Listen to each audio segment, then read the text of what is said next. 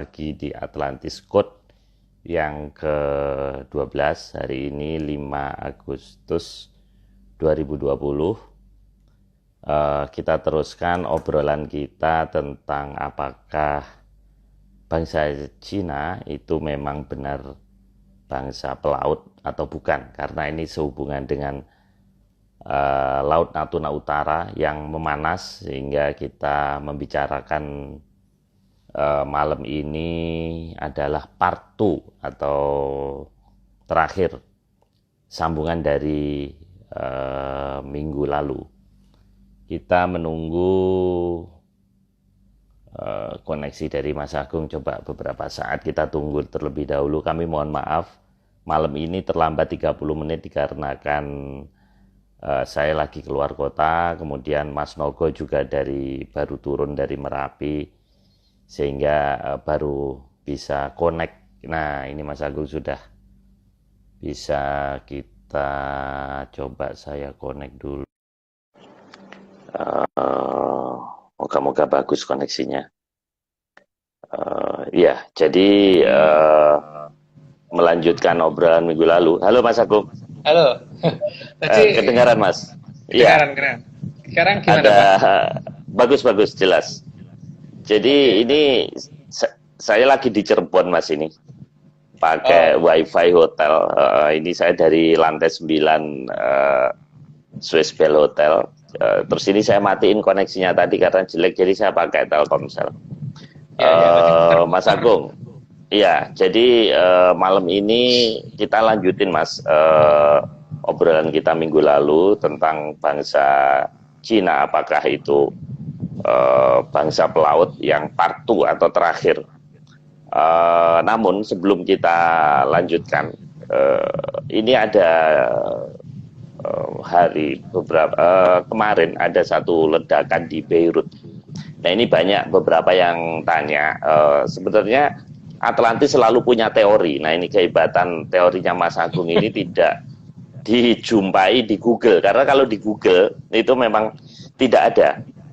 Jadi pasti ada teori, tapi kita tidak usah membicarakan itu malam ini. Hanya tolong disinggung sedikit, ini bentuknya seperti Mas Nogo bilang seperti brokoli. Ini sebetulnya kira-kira apa dalam teori Atlantis? Apakah mencakup juga Beirut atau Timur Tengah ini bagian dari wilayah Atlantis, Mas?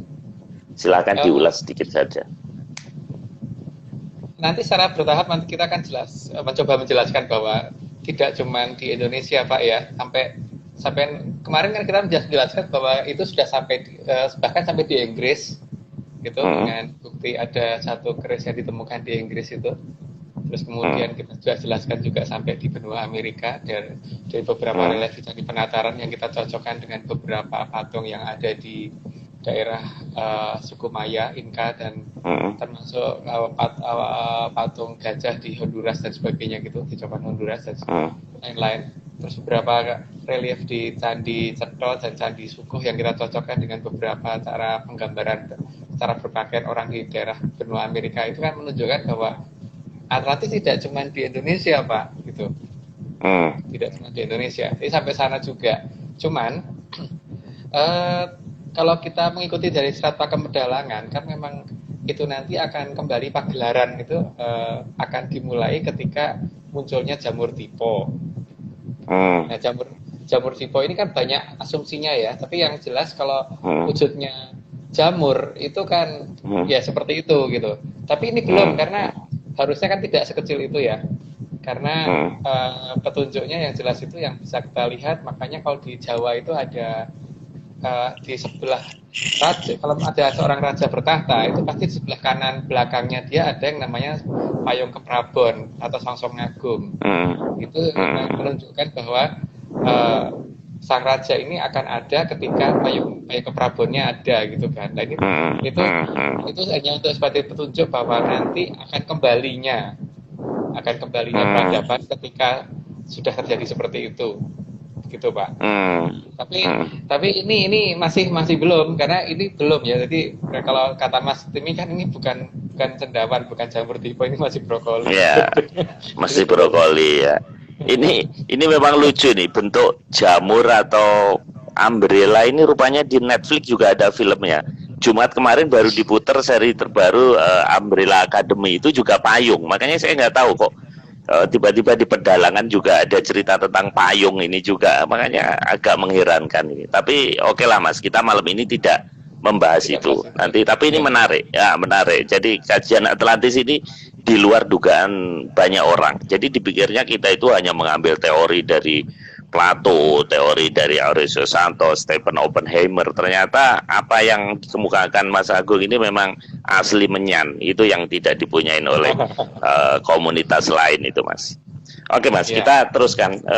Malam ini kita ada 15 slide. Kalau 60 menit berarti satu slide cuma 3-4 menit. Jadi cukup lumayan pembahasan kali ini. Dan untuk topik Laut Natuna Utara kita akhiri malam ini, karena kalau terlalu lama nanti topik-topik lain tidak bisa kita bahas. Jadi kita akhiri malam ini Laut Cina Selatan atau Natuna Utara. Setelah itu kita lanjutkan minggu depan dengan topik lainnya. Ini saya tampilkan slide pertama, Mas. Ini apa, Mas? Pulau ini sepertinya. Slide pertama itu kita menunjukkan bahwa keberadaan kota pantai di Cina itu ternyata sangat sedikit.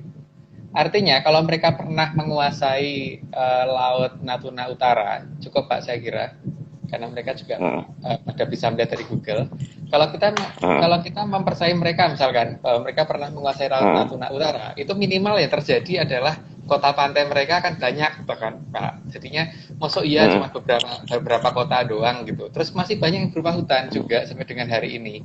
Dan ini beda dengan kalau kita melihat Jepang, kita melihat Korea, dan kita melihat Taiwan gitu. Paling tidak itu pantai mereka memang benar-benar hidup gitu. Kalau ini kan mayoritas kota pantainya itu mayoritas masih berupa hutan, masih kelihatan hijau dari satelit, dan apa namanya,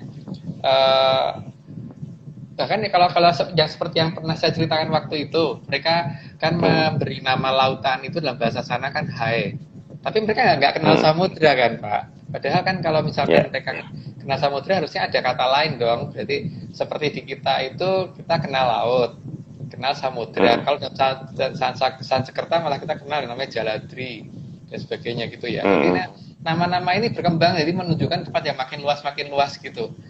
Dan mereka kenal cuma laut. Terus kalau misalkan mereka diakui pernah melaut sekalipun, ternyata dari semua lukisan mereka itu kapal mereka itu selalu di latar belakangnya selalu ada gambar pegunungan, ada gambar pulau dan sebagainya. Jadi nggak pernah benar-benar tengah laut gitu, nggak pernah sampai ke tengah laut beneran. Jadi kalau mereka pernah nyebrang misalkan menguasai sampai misalkan Paracel sekarang atau sampai Spratly, paling tidak mereka itu pernah menggambarkan kapal mereka di tengah laut gitu kan. Nah kalau kapal mereka pernah sampai di tengah laut berarti kan untuk perbekalan mereka butuh tempat kan Pak sebelum berangkat.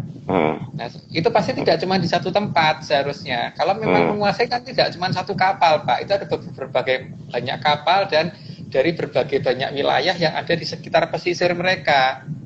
Seperti kita ngeklaim bangsa pelaut itu, kita kan di sepanjang utara Pulau Jawa itu beberapa pantai itu selalu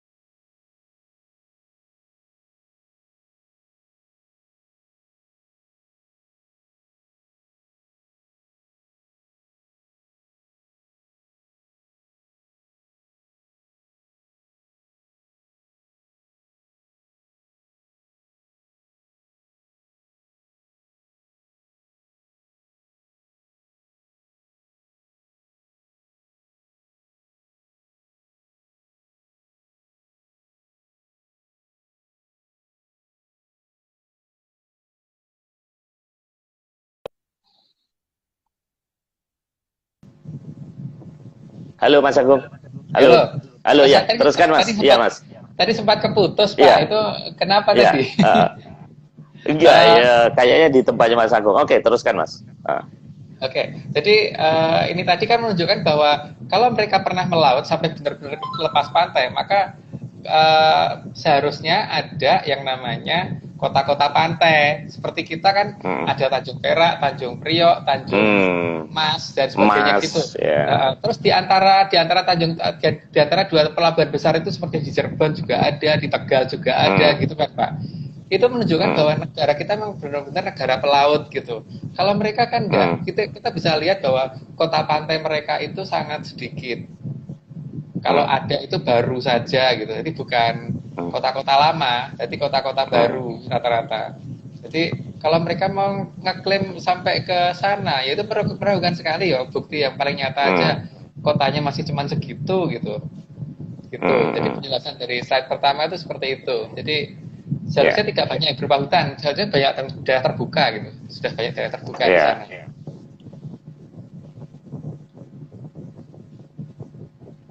Ya, yang kedua itu masalah gambar Pulau masa daerah Hainan Pak ya. Jadi saya mendapatkan berita bahwa Hainan, daerah yang merupakan katanya mereka merupakan kota pelabuhan mereka atau apa itu yang katanya pokoknya daerah yang pelabuhan yang sangat besar katanya, itu ternyata baru dihuni sejak 1950. Itu ada di banyak berita, itu bisa kita cari. Nah, kalau kota pantainya saja baru ditinggalin 1950, masuk ya 1947 mereka mau ngeklaim baseline gitu.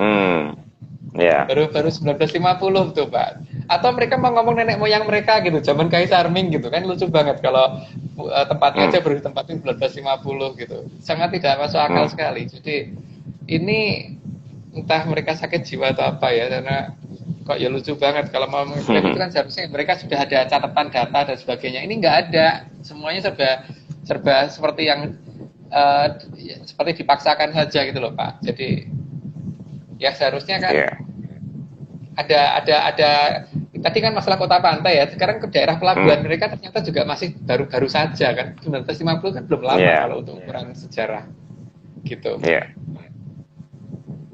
kita ke ketiga. Ya, ketiga ini menunjukkan posisi ibu kota mereka, yaitu Beijing. Ya. Ini kan juga aneh kan, kalau kota katanya menguasai lautan, dan pada zaman itu seharusnya kan sistem transportasi yang paling gampang adalah transportasi air. Kalau naik kuda, mau muter-muter kemana-mana, itu pasti akan lebih lama dan lebih jauh, karena kalau naik kuda itu kan harus naik turun gunung, tapi kalau air itu kan datar terus Pak. Gitu, mana-mana sudah mendatar dan lebih memudahkan karena alam juga akan mendukung, misalnya seperti ada angin, kalau paling tidak juga mungkin bisa pakai dayung dan sebagainya gitu. Tapi mereka jelas bukan negara maritim, ibu kotanya aja jauh dari lautan gitu, jauh dari pantai. Ibu kotanya menjauh sekali, masuk ke pedalaman banget gitu Beijing itu. Jadi kalau misalkan mereka ngomong menguasai sampai ke Paracel dan Spratly, paling tidak ya mereka itu ibu kotanya nggak di situ Pak. Kita bisa lihat kok negara-negara lain gitu ya, seperti Indonesia itu. Iya.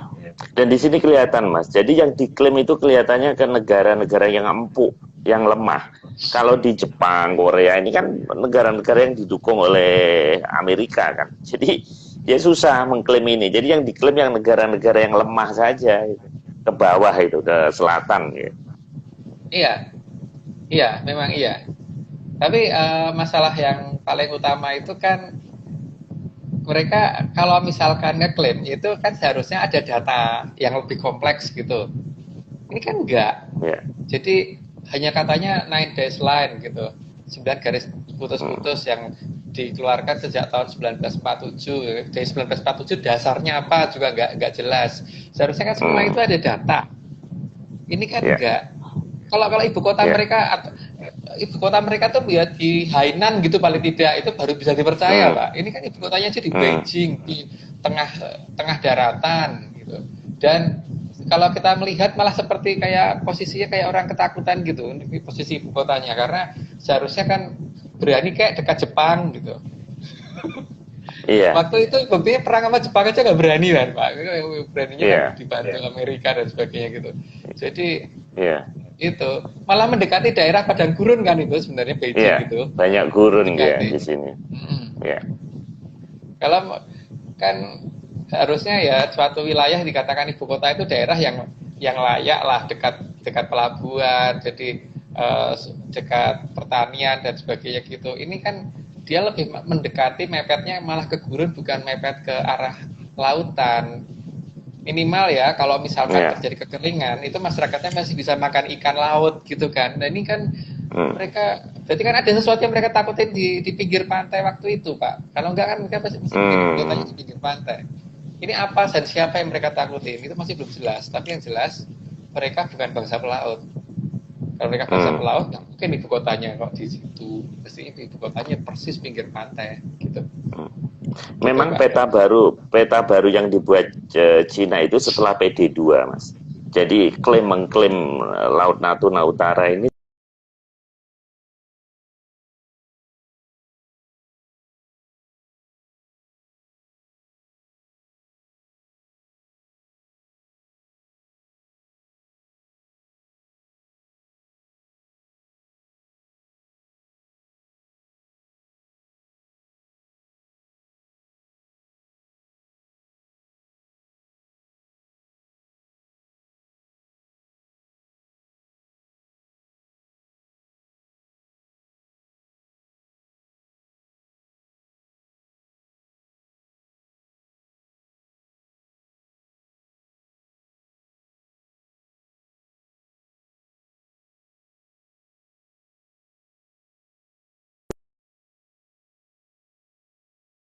putar terus. Ah, akhirnya ya, ya tadi muter terus Pak. Ya terus ya nggak apa-apa. di slide keempat itu kan kita Ya. menunjukkan ada banyak gurun di situ. Sebenarnya yang kita ekspor di situ adalah tentang banyaknya cerita peperangan yang terjadi justru di daerah gurunnya itu, bukan di daerah pantai dan lautnya itu gitu. Jadi kalau mereka bangsa maritim, paling tidak itu ya pernah kayak ada cerita kapal sekian armada kapal Jepang itu bertempur dengan sekian armada kapal Cina gitu Pak. Kan kita nggak nemu loh berita itu. Yang ada kalau ada pertempuran itu di darat, walaupun perang dengan Jepang sekalipun di darat gitu loh. Jadi sudah kesusupan dulu, bukan mereka yang ekspansi. Mereka nggak ekspansi Iya. waktu itu. Gitu. Iya. Itu berdasarkan slide nomor 4 yang tadi Iya. isinya gambar Ini slide nomor 5 nih, Mas. Di Laut Kuning ya dia. ya. Beijing. Posisi Beijing kan kalau kita lihat lebih dekat ke Laut Kuning. Lah, Laut Kuning itu apa sih? Laut Kuning itu kan teluk, Pak. Ya. Itu pun dari teluknya aja masih jauh, tidak dekat gitu. Ya. Artinya kan apa? Mereka tuh tidak berani menghadap laut lepas. Tidak berani menghadap laut lepas. Itu jelas bahwa mereka hanya berani mendekati itu, tapi ya itu pun tidak berani di pinggir pantai. Itu kok bisa ngeklaim bangsa pelaut dari mana gitu loh, kok bisa ngeklaim 9 garis putus-putus dari mana, wong ibu kotanya aja kayak kabur ke tengah gitu, malah mendekat gurun. Nah kalau mereka membuat 9 garis putus-putusnya di gurun pasir itu mau sampai ke Afrika silakan, karena memang mereka ada dasarnya itu loh. Ada cerita mereka bertempur di daerah gurun, kan? Mereka bisa aja klaim ini gurunnya gurun di Afrika gitu, padahal gurun di negara mereka sendiri juga gitu kan, nggak masalah. Tapi paling tidak mereka tidak layak kalau mereka ngeklaim ke daerah lautannya, karena memang mereka nggak ada ininya, nggak ada bukti kalau mereka pernah ke lautannya itu. Memang isu Laut Natuna Utara ini setelah Perang Dunia Kedua, Mas. Jadi sebelum Perang Dunia Kedua itu tidak ada. Isu itu tidak ada. Tidak ada dalam percaturan politik mereka. Tapi begitu setelah Perang Dunia Kedua, kemudian China membangun ekonominya makin kuat, meninggalkan jauh negara-negara di Asia Tenggara, sehingga itu muncul. Jadi kita menekankan di sini secara historis itu tidak ada. Catatan itu kurang. mengenai Cengho nanti kita bahas lain kali lah, karena itu ada unsur Mongolianya juga, bukan Cina. Jadi kita nggak bahas malam ini, nanti kita sesi khusus. Yang kita bahas adalah secara historis, apakah bangsa Cina ini mempunyai catatan atau bukti-bukti bahwa dia menguasai sampai Nusantara Paracel. ini, sehingga Ya. mengklaim, betul, sampai Paracel, sehingga dia mengklaim Natuna Utara itu bagian dari dia, gitu. Oke Mas, ini slide nomor 6 nih, ini kapal induk nih Mas. Ya, sebenarnya masalah yang saya tunjukkan itu adalah kemampuan maritimnya mereka itu. Jadi kan proses membuat kapal itu dari kapal yang paling buruk sampai ke kapal yang paling sempurna itu butuh waktu kan Pak. Seperti Rusia dan Amerika tidak langsung tiba-tiba bisa bikin kapal induk gitu kan. Mereka dimulai dari kapal yang sederhana sampai kapal yang besar. Tapi karena mereka negara maritim, maka mereka ada proses itu. Dan mereka sampai bisa membuat sendiri gitu. Kalau Cina ini kan Liaoning aja nyolong, Pak. Itu kan nyolong. Beli dari Ukraina alasannya mau dipakai untuk bikin kasino gitu loh. Jadi ada pengusaha yang seolah-olah mau bikin kasino dari kapal induk, terus kemudian beli dari Ukraina, nah, terus kemudian kapal itu dibawa, dibeli blueprintnya segala, maka harganya juga nggak mahal karena itu kapalnya kapal jelek kan tadinya, sudah karatan dan sebagainya, sekarang jadi bagus ya, mereka perbaiki lagi dan dari blueprint itu mereka bisa bikin sandong. Loh, kalau seperti itu Pak, sangat jelas nggak sih kalau mereka bukan negara maritim, kapal induknya nggak bisa bikin, bisanya nyolong Pak. Artinya apa? Kalau kapalnya aja nyolong, berarti kan pulau yang mereka klaim juga pulau nyolongan kan Pak. Jadi mereka memang bakatnya maling gitu. Bakatnya itu memang. Jadi seperti teknologi yang mereka miliki, memang ya semuanya nyolong semua. Itu bukan karena mereka pinter dan mereka ahli, tidak, tapi memang ahli maling iya Pak. Jadi memang ini negara yang cocoknya ya memang benar kalau dikatakan hanya bisa mencuri sana mencuri sini gitu. Hati negara Tisani gitu mungkin Pak. Tipu sana tipu sini. Iya. Nah, ini slide ke-7 Mas. Ini Forbidden City ya. Iya. Ya, itu ada gambar istana yang di sana dan Pak Marius pernah sampai sana.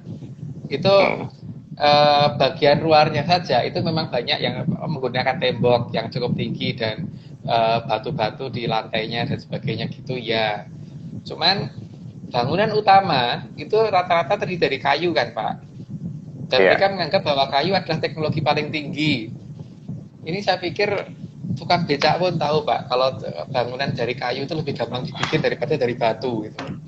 Jadi seharusnya mereka tuh berpikir dulu kalau mau ngomong bahwa mereka bisa membuat bangunan dari kayu karena bangunan dari kayu itu teknologinya lebih susah daripada dari batu. Nggak bisa. Karena apa? Di mana-mana itu orang kalau membuat rumah itu mesti untuk orang-orang yang masih belum perekonomiannya belum bagus, itu biasanya membangun rumah itu dari gedek dulu gitu kan.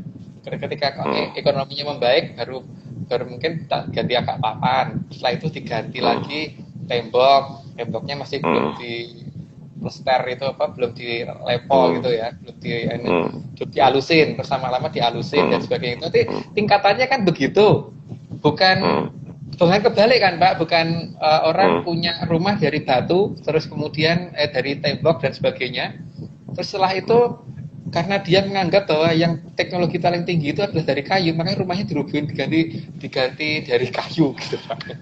Iya. Ini nggak logis, mereka nggak logis. Memang ini waktu saya ke sana ini tahun 2010 itu guide-nya dari Mongolia Mas. Saya tanya, sebenarnya ini peradaban lebih tua mana ini, Cina dengan negara saya gitu. Dan dia jawab negara dia, karena ini ribuan tahun yang lalu dia itu sudah bisa bikin dari kayu. Bahan Forbidden City itu kan ada kamar-kamar, diantaranya selirnya ada 1000 Mas, ada 1000 kamar, sehingga ada selir yang tidak pernah ditiduri sama kaisarnya. Nah itu kan ribuan tahun yang lalu, dia bilang 2000 tahun yang lalu. Nah sementara di negara kamu itu masih 700 tahun Masehi aja itu masih bikin batu gitu.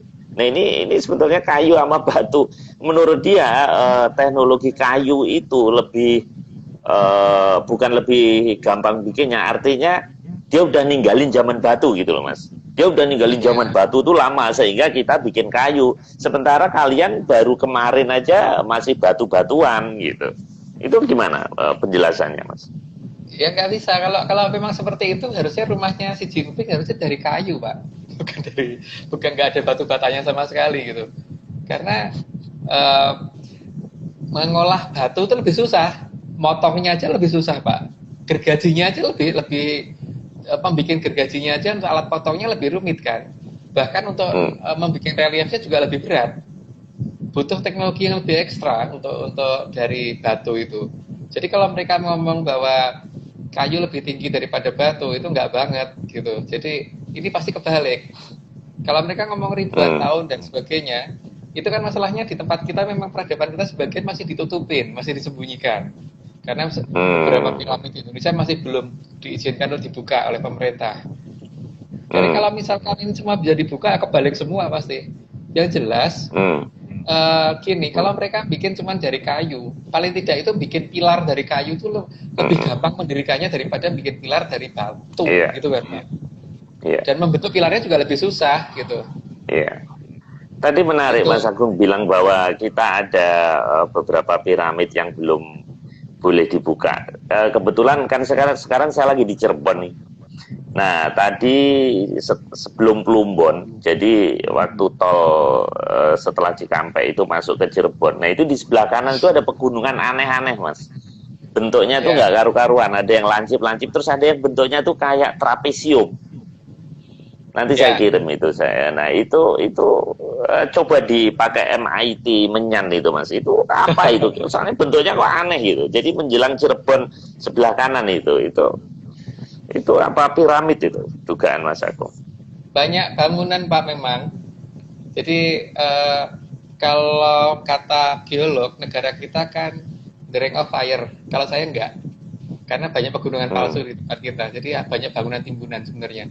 Kalau menurut saya ya, karena dari beberapa uji geolistrik yang kita lakukan, kelihatan ada banyak bangunan di bawah tanah yang ditimbun sengaja.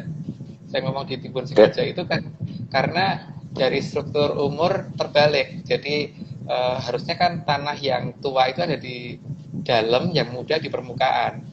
Tapi kalau ini daerah timbunan itu kan misalkan ini bangunan, ini kerukan pertama itu kan berarti tanah muda ditimbunkan, terus kerukan kedua lebih tua ditimbun gitu. Tadi akhirnya kan struktur umur terbalik. Itu selalu kita temukan di daerah-daerah yang sudah kita curigai bahwa di situ ada bangunan gitu. Jadi ini tidak alami, penimbunannya pun tidak alami. Tapi ya terserah kalau ada orang yang ngomong alami itu monggo silahkan aja gitu. Jadi itu man-made Mas ya, dibuat manusia ya, man-made ya. Artinya bukan alam manusia. Itu. Ya, sangat dibuat manusia. Makanya Pak Marius kalau misalkan ke daerah Cirebon itu nama-nama Sansekerta masih banyak kan di sana. Seperti Palimanan dan sebagainya. Itu nama-nama Sansekerta. Itu masih banyak. Itu ini makin mendekati Gunung Ciremai. Gunung Ciremai itu kan dulu ya paling tidak makin mendekati Gunung Ciremai kan masih makin banyak. Dan nanti antara Gunung Ciremai Gunung Slamet kan banyak lagi itu perbukitan aneh-aneh seperti itu, Pak. Iya. Mas, ini tolong itu dimenyankan tuh di MIT kan itu. Ini ada temen yang komentar. Itu memang aneh Mas, bener. Itu trapesium. Jadi kalau yang lancip itu kan banyak. Dan ini trapesium. Dan ciri-cirinya kan seperti Mas Agung tengarai. Itu bawahnya subur, tengahnya gundul dan sebagainya. Ini benar-benar aneh deh. Bentuknya itu jadi gini Mas, seret terus gini gitu. Jadi benar-benar ekstrim. Kotaknya tuh ekstrim bener itu. Iya. Dan memang di daerah sana itu juga ada beberapa wilayah Pak. Itu kalau misalkan kita mendekat ke lokasi tersebut, tiba-tiba sinyal hilang. Gitu. Dulu ada teman yang di Indosat tuh sampai bingung karena tower Indosat itu hanya bisa bekerja sampai jarak 300 meter kan. Padahal di 3 arah, berarti sinyalnya kan arahnya ada 3, rata-rata harusnya bisa sampai di 10 km, tapi kenapa hanya berhenti sampai di jarak 300 meter. Diputar pun tetap seperti itu. Berarti kan memang di sini ada garis batas, sehingga terpaksa di daerah itu harus terpaksa bikin 2 tower. Gitu. Ada banyak kasus-kasus di sana itu. Jadi kita memang sudah sangat mencurigai di arah sana, dan memang ya ini ya apa namanya, ini semua harus dibuka, jangan dengan teori gitu. Jadi kalau kita berteori dan kemudian dibantah dengan menggunakan teori ya percuma. Yang paling benar itu dibuka saja untuk bukti Mas, lapangan. kalau di Cina itu ada piramidanya nggak, Mas? Pernah ditemukan nggak piramida di China, Mas? Saya pernah melihat melalui Google Earth, cuman saya lupa kok lokasinya. Kalau nggak salah ada 4, Pak, cuman nggak gede sih. Ya biasa, mungkin karena ya memangnya hanya bisa niru ya. Jadi kalau bisa niru itu kan ya kalau bikin ya paling ya ukurannya bukan miniatur gitu. Kalau di Indonesia kan minimal di 300 meter. Nah kalau mereka Halo.